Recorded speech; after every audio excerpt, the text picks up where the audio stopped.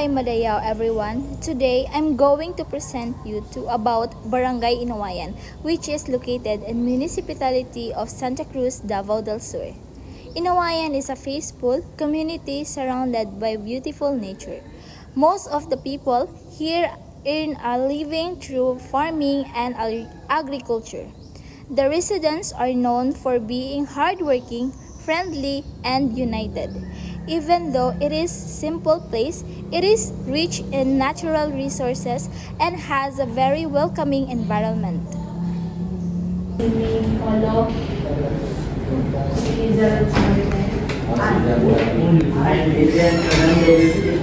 Magandang hapon na tinatong po si Alfred Batuto, isang barangay kagawa dito sa Barangay Inawayan. So, ako tayo si Ira Acastas. Ano po ko, student po ko sa BCC. Koan, SK Kakaon ko dali asa Inawayan. O kasi kagawad man is pinili ba ng kagawad? So na lang may mga pangutan na sa inyo about diri sa Barangay Inawayan. So, first question, how was the barangay before compared to now?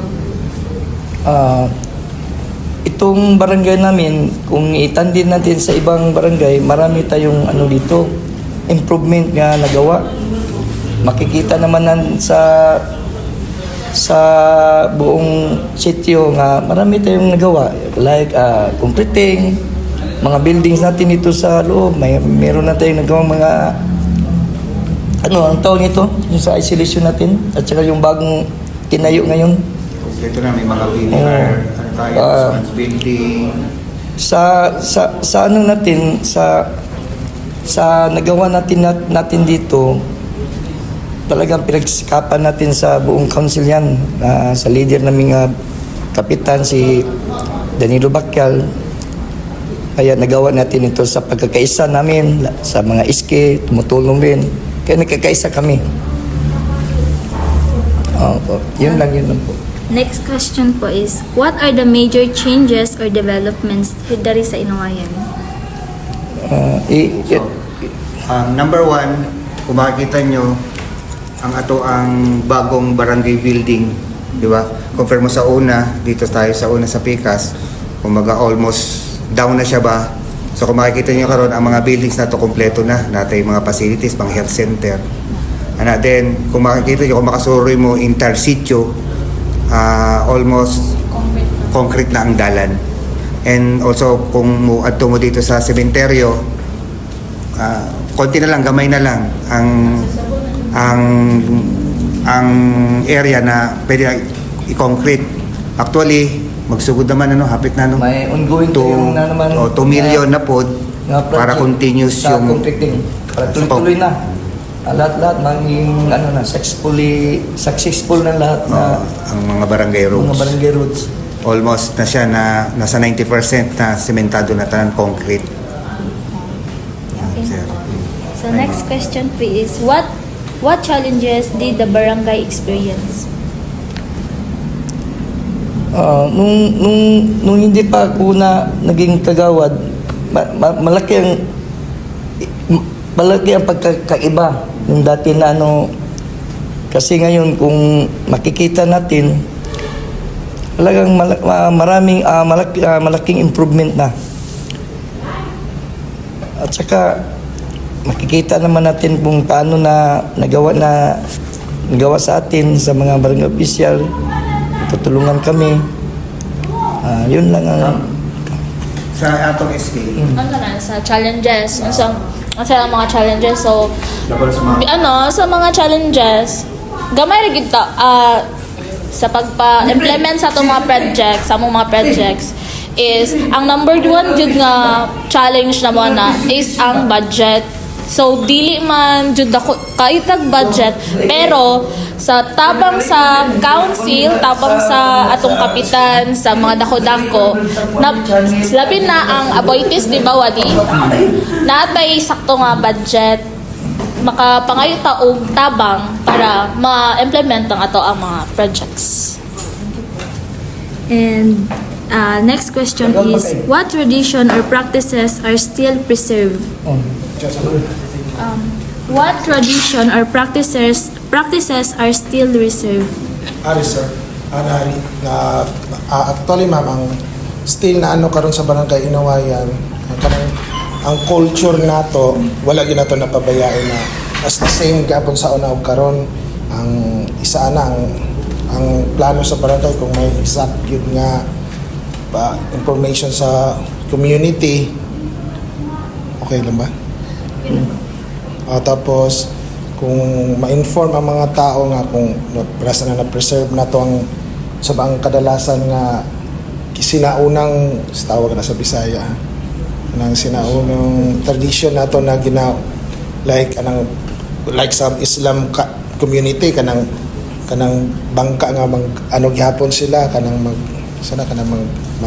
mangisda managat kay mostly sa ubang murag kuan nga lugar kanang murag progressive na wala na biya kay nang mangingisda province na lang yun ang naa so diri na preserve gihapon na siya na kanang ano sa the way of kuan kanang maka-earn ang mga fishermen so aside na daghan man pero dili na ako ma-specific lang kuan. So last question na ni siya, no? So, what do you think is the future of this barangay? Future Malaking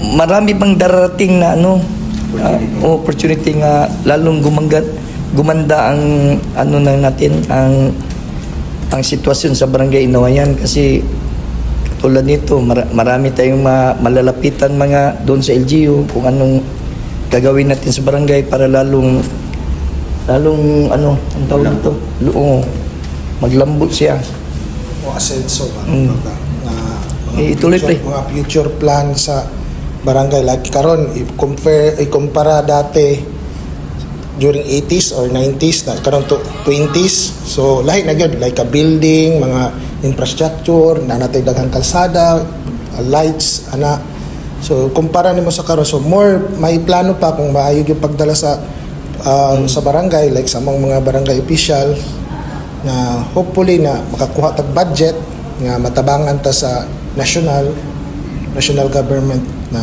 kung na napagi mga future plan like sa livelihood program mga works mga trabaho sa mga tao na kung welcome ta og mga kining mga investor kung kaluyan Actually, meron namang magkabot karon di ba katong Jelly Ace yung pabrika diyan sa Kinukol. Jelly Champ So kato makadugag na pud ng trabaho para sa mga trabaho para sa mga taga Inawayan. priority Inawayan Actually, ang Barangay Inawayan tinatawag na mini municipal na munisipyo ba? Kasi kung makikita mo sa buildings kompleto and sa atong mga sakyanan duha nga atong ambulance may mga rescue meron tayong dump truck duha panghako sa mga basura kumbaga halos kompleto na ang Inawayan so karon ang Inawayan sa Inter Santa Cruz kita lagi ang ginagawa nilang model ba kaya karamihan minsan pag may mga investor na pupunta, dito muna nila dinadala sa Inawayan para makita nila ano ba ang Inawayan. So, siyempre, kita ang first barangay ng Davao del Sur, dapat, paano tayo? Pasiklab ta, di ba? Kita ang first barangay ng Davao del Sur. So, dapat pag entrance pa lang makita nila na dapat ang isang barangay, okay kaayo ito. lalo na pag matuloy na maging cityhood ng natin Santa Cruz SK. maging SK Sa mga kabataan. So, motto, para sa mga kabataan, livelihood jud. Ito yung di ba, unsa to imong pangutanang gani? Pwede na ko pausap. What do you think is the future of this barangay? So, siya.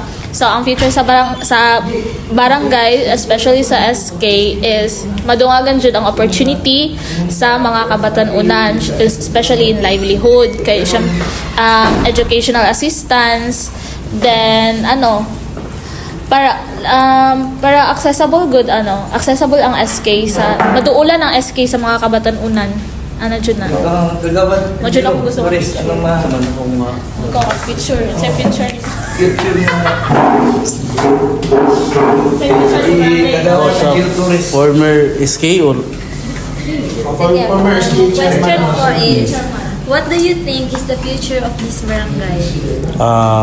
as of now siguro ang mabutay na to na future kay mas mulambo pa jud ang ato ang barangay kung sa man ang ato ang kalambuan na nakita karon siguro mas more pa o mas naapay mahatag na to sa katawhan sa Inawayan na kalambuan, especially ang safety, ang peace and order.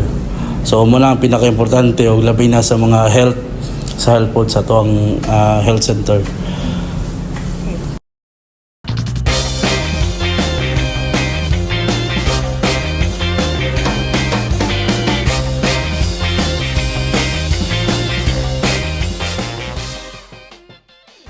Mabuhay Madayaw. I am Jam Erman David and this is my reflection about the video interview we conducted.